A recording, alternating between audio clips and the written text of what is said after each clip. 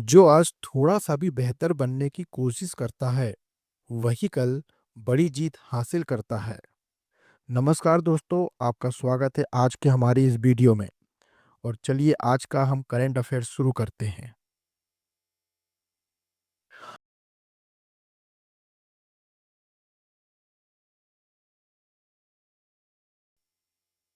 हाल ही में विश्व कैंसर दिवस कब मनाया गया? दोस्तों, हाल ही में विश्व कैंसर दिवस मनाया गया है 4 फरवरी को।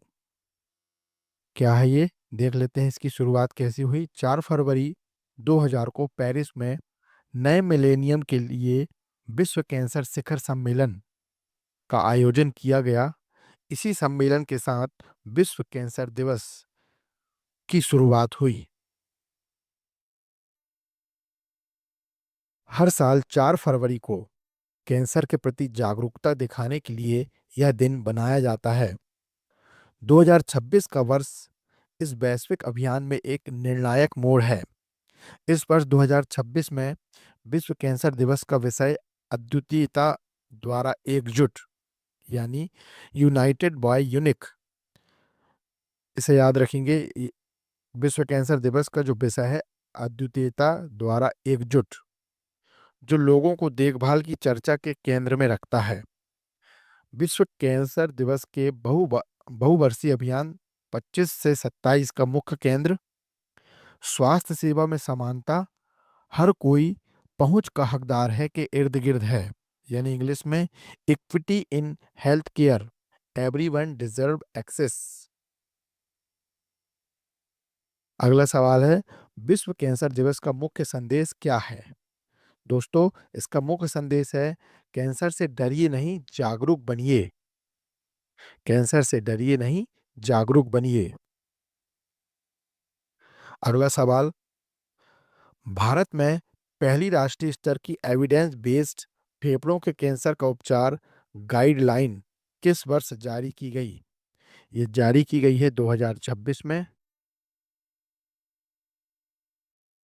फेफड़ों के कैंसर के उपचार एवं उपशामक देखभाल साक्ष्य आधारित दिशा निर्देश दस्तावेज किसके द्वारा जारी किया गया है? तो ये जारी किया गया है केंद्रीय स्वास्थ्य मंत्री श्री जगत प्रकाश नड्डा जी के द्वारा। भारत की पहली फेफड़ों के कैंसर की राष्ट्रीय गाइडलाइंस किस अवसर से पहले जारी की गई? ये विश्व कैंसर दिवस के पहले ये जारी कर दी गई थी। क्या है इस गाइडलाइन के कुछ दिशा निर्देश हम थोड़ा सा देख लेते हैं। भारत में पहली बार फेफड़ों के कैंसर के लिए राष्ट्रीय दिशा निर्देश जारी किया गया है। यह पहली बार है जब भारत ने केवल यूरोपीय या पश्चिम देशों के क्लिनिकल प्रोटोकॉल की नकल करने के बजाय अपनी स्वास्थ्य वास्तविकताओं और बीमारी के बोझ को देखते हुए स्वदेशी दिशा निर्देश तैयार किए हैं।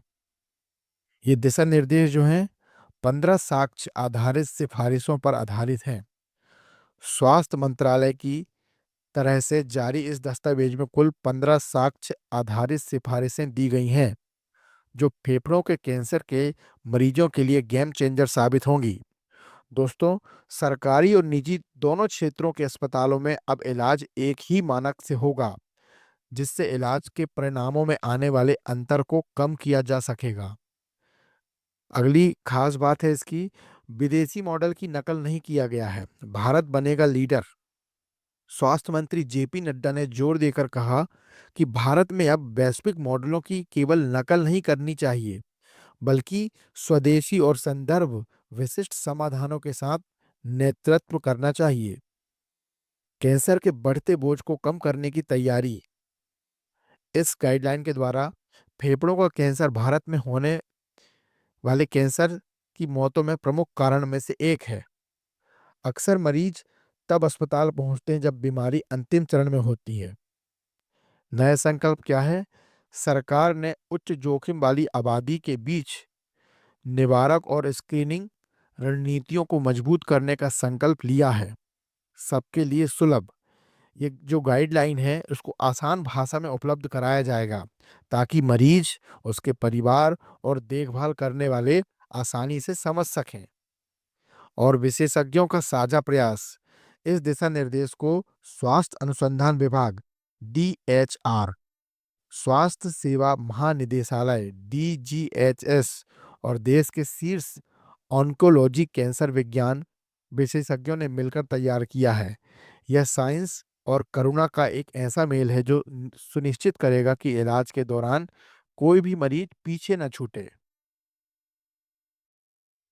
अगला सवाल है, हाल ही में विश्व आर्द्रता दिवस कब मनाया गया है? तो विश्व आर्द्रता दिवस मनाया गया है 2 फरवरी को। क्या है थोड़ी इसकी जानकारी हम देखते हैं। विश्व आर्द्रता भूमि दिवस, विश्व आर्द्र भूमि दिवस प्रतिवर्ष 2 फरवरी को मनाया जाता है। 2 फरवरी 1971 को ईरान के रामसर शहर में रामसर सम्मेलन पर हस्ताक्षर हुए थे और उसी ऐतिहासिक दिन की स्मृति में यह दिवस मनाया जाता है। वर्ष 2026 का जो विषय है, आर्द्र भूमि और पारंपरिक ज्ञान, सांस्कृतिक विरासत का उत्सव मनाना। अगला क्वेश्चन, हाल ही में थाईलैंड मास्टर्स में BWF सुपर 300 महिला एकल खिताब किस भारतीय खिलाड़ी ने जीता है? तो ये जीता है देविका सेहवाग ने। देविका सेहवाग की फोटो आप देख सकते हैं। देविका सेहवाग का परिचय क्या है? भारत की युवा बैडमिंटन खिलाड़ी देविका सेहवाग ने थाईलैंड मास्टर में अपना पहला BWF सुपर 300 खिताब जीता है। महिला एकल फाइनल में मलेशिया की गो जिन वेई के चोट के कारण मैच के बीच में छोड़ने के बाद देविका को जीत मिली। 20 वर्षीय हरियाणा की देविका सेहवाग फाइनल में 21 से 8, 6 से 3 से आगे चल रही थी। तभी विश्व रैंकिंग 68 की खिलाड़ी गो जिन वेंग को हैमस्ट्रिंग चोट के कारण मुकाबला छोड़ना पड़ा। यह देविका सेहवाग के कैरियर का अब तक का सबसे बड़ा खिताब है। अगला प्रश्न है, ग्रैमी अवार्ड 2026 में एल्बम ऑफ द ईयर पुरस्कार किसे मिला है? तो ये पुरस्कार मिला है बैड बनी देवी तिरार मास फोटोस को। अगला सवाल, हाल ही में आयोजित ग्रैमी अवार्ड्स 2026 ग्रैमी अवार्ड्स का कौन सा आयोजन था? तो ये 68वां आयोजन था। ग्रैमी अवार्ड्स के बिंदुवार कुछ तथ्य हैं, इन्हें देखते हैं। ग्रैमी अवार्ड्स अमेरिका की रिकॉर्डिंग एकेडमी द्वारा प्रदान किए जाने वाले संगीत पुरस्कार हैं। ये संगीत के क्षेत्र में दिए जाते हैं अमेरिका की रिकॉर्डिंग एकेडमी के द्वारा। अगला पॉइंट है, ग्रैमी अवार्ड्स संगीत के क्षेत्र में उत्कृष्ट उपलब्धियों को मान्यता देने के लिए दिए जाते हैं। ग्रैमी अवार्ड्स को विश्व के सबसे प्रतिष्ठित संगीत पुरस्कारों में गिना जाता है। ग्रैमी अवार्ड समारोह को अक्सर संगीत की सबसे बड़ी रात यानी म्यूजिक्स बिगेस्ट नाइट कहा जाता है। ग्रैमी अवार्ड को ट्रॉफी सुनहरे ग्रामोफोन के आकार की होती है। इसकी जो ट्रॉफी दी जाती है सुनहरे ग्रामोफोन के आकार की होती है। प्रारंभ में ग्रैमी अवार्ड्स का नाम ग्रामोफोन अवार्ड्स रखने का विचार था। ग्रैमी अवार्ड्स को संक्षेप में ग्रैमी भी कहा जाता है। ग्रैमी अवार्ड्स अंतर्राष्ट्रीय स्तर पर संगीत उद्योग का सबसे महत्वपूर्ण सम्मान माने जाते हैं। कुछ और पॉइंट्स हम देखते हैं। ग्रैमी अवार्ड्स की जो शुरुआत है वो 1950 के दशक में हॉलीवुड वॉक ऑफ फेम परियोजना से जुड़ी हुई है। वॉक ऑफ फेम समिति को लगा कि रिकॉर्डिंग उद्योग के कई दिग्गजों को हॉलीवुड बुलेवर्ड पर स्टार नहीं मिल पाएगा। इस कमी को दूर करने के लिए संगीत उद्योग ने ऑस्कर और एमी पुरस्कारों की तरह अपने स्वयं के पुरस्कार शुरू करने का निर्णय लिया। प्रारंभ में इन पुरस्कारों का नाम एडी एडी रखने का प्रस्ताव था। प्रारंभ में इन पुरस्कारों को एडी नाम फोनोग्राफ के आविष्कारक थॉमस एडिसन के नाम में सुझाया गया था। बाद में एक डाक द्वारा आयोजित प्रतियोगिता के माध्यम से नाम चुना गया। इस प्रतियोगिता में लगभग 300 प्रतिभागियों ने भाग लिया। प्रतियोगिता में ग्रैमी का नाम चुना गया और इस नाम का सुझाव न्यू ऑर्लियंस, लुइसियाना के जे डेना ने दिया था। ग्रैमी नाम एमिल बर्लिन के आविष्कार ग्रामोफोन से लिया गया संक्षिप्त रूप है। ग्रैमी अवार्ड पहली बार 1958 की उपलब्धियों के लिए प्रदान किए गए। पहला ग्रैमी अवार्ड 4 मई 1959 को आयोजित हुआ। पहला समारोह दो स्थानों पर एक साथ आयोजित किया गया था। ये दो स्थानों के नाम हैं Beverly Hilton hotel, Beverly hills, California, और दूसरा है park Sheraton hotel, New York city. पहले समारोह में कुल 28 ग्रैमी अवार्ड प्रदान किए गए थे। समय के साथ ग्रैमी अवार्ड की श्रेणियां की संख्या बढ़ा करके फिर 100 कर दी गई थी, 100 से अधिक हो गई थी। वर्षों के दौरान कई श्रेणियां जोड़ी और हटाई जाती रहीं। दूसरा ग्रैमी अवार्ड समारोह 1959 पहला ऐसा समारोह था जिसे टेलीविजन पर प्रकाशित किया गया। हालांकि ग्रैमी समारोह का सीधा लाइव प्रसारण पहली बार 1971 में हुआ और 13वां ग्रैमी अवार्ड समारोह 1971 पहला लाइव टेलीकास्ट समारोह था। ग्रैमी पुरस्कार जीतने वाले पहले भारतीय कौन थे? पहले भारतीय पंडित रविशंकर। ग्रैमी पुरस्कार जीतने वाले प्रथम भारतीय पंडित रविशंकर थे, जिन्हें सितार वादक यहूदी मेनुहिम के साथ 1967 में अपने एल्बम वेस्ट मीट्स ईस्ट के लिए यह प्रतिष्ठित पुरस्कार जीता था, जिससे वे पश्चिम दुनिया में भारतीय संगीत के लोकप्रिय बनने में अग्रणी हुए थे। ग्रैमी पुरस्कार जीतने वाली पहली भारतीय महिला तन्वी शाह है। बजट 2026 में महिलाओं के लिए घोषित नई योजना का नाम क्या है? नई योजना का नाम है सी मार्स मिशन। सी मार्स मिशन में कुछ मुख्य बिंदु हैं। सी मार्स मिशन की घोषणा बजट 2026 में की गई। SHE का अर्थ है सेल्फ हेल्प एंटरप्रेन्योर, यानी स्व सहायता उद्यमी।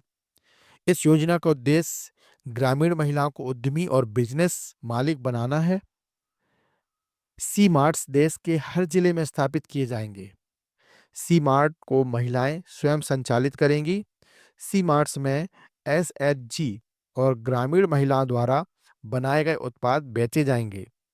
योजना की नींव लखपति दीदी योजना की सफलता पर आधारित है।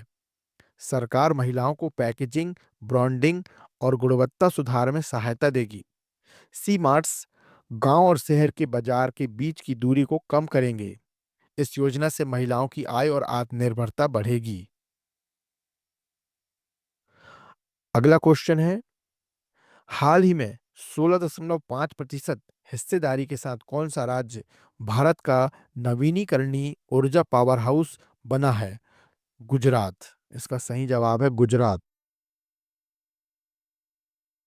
अगला प्रश्न, हाल ही में कहाँ आदमपुर हवाई अड्डे का नाम बदलकर श्री रविदास महाराज जी हवाई अड्डा रखा गया है?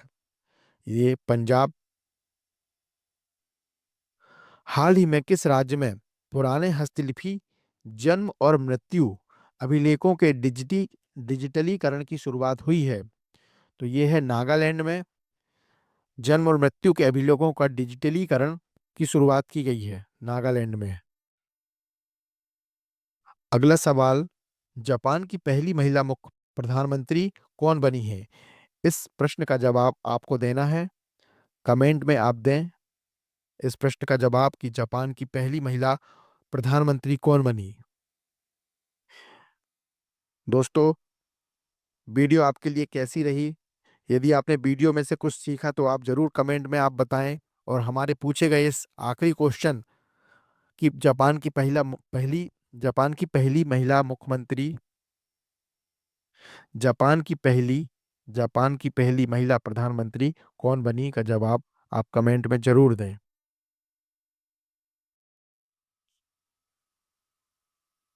मिलते हैं फिर एक नई वीडियो अपडेट के साथ, नई करंट अफेयर के साथ। नमस्कार।